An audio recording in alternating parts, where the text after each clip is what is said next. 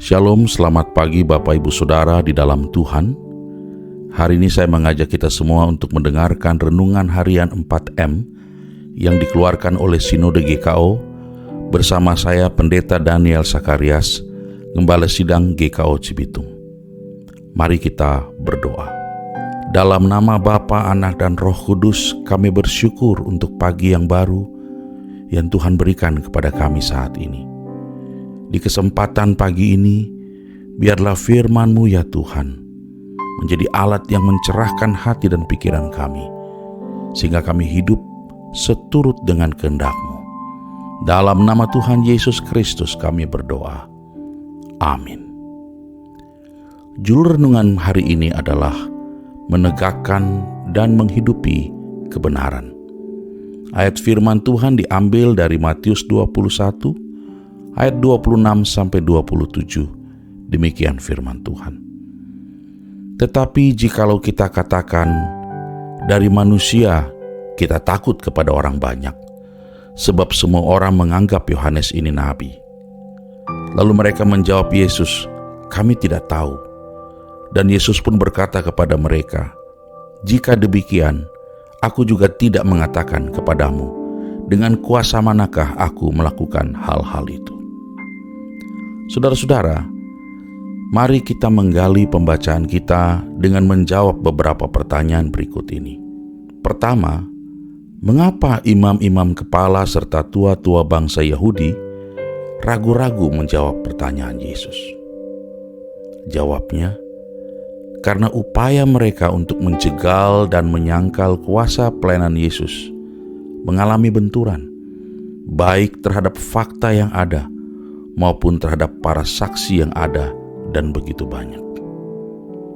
Pertanyaan yang kedua, mengapa mereka berkelit dengan menjawab, kami tidak tahu? Jawabnya, karena saat mereka telah terbentur oleh dua kenyataan tadi, mereka tidak mau dengan besar hati mengakui otoritas pelayanan Yesus.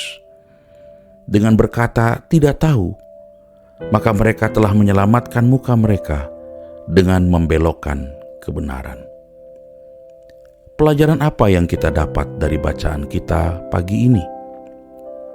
Saudara, tanpa kita sadari, seringkali kita berperilaku seperti para imam kepala dan tua-tua Yahudi yang dengan begitu mudahnya menghakimi orang lain, menghakimi pekerjaan orang lain, menghakimi pelayanan orang lain.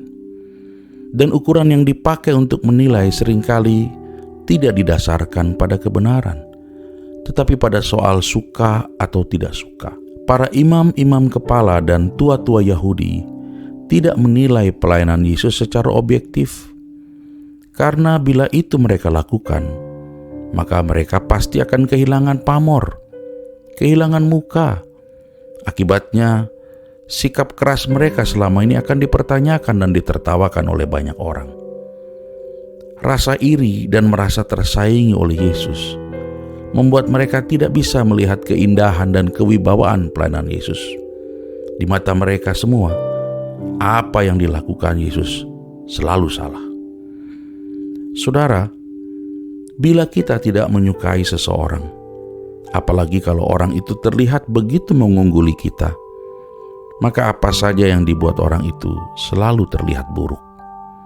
Dan hebatnya, kita mendadak punya 1000 kritik tajam yang kita ambil dari mana saja terhadap orang tersebut.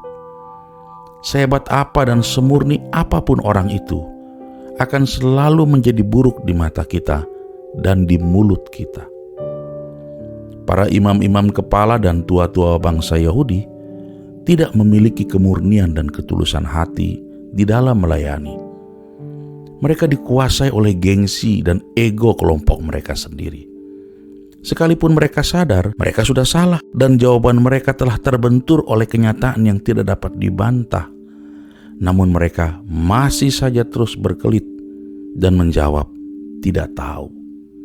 Maka terlihatlah di sana bahwa yang mereka perjuangkan bukanlah kebenaran, tetapi sebuah upaya pembenaran diri, upaya menyelamatkan muka, upaya menyelamatkan kelompok mereka, dan terus menyuburkan dusta. Adakah saat ini di dalam kehidupan dan pelayanan kita memperjuangkan kebenaran Allah? Atau jangan-jangan kebenaran diri sendiri?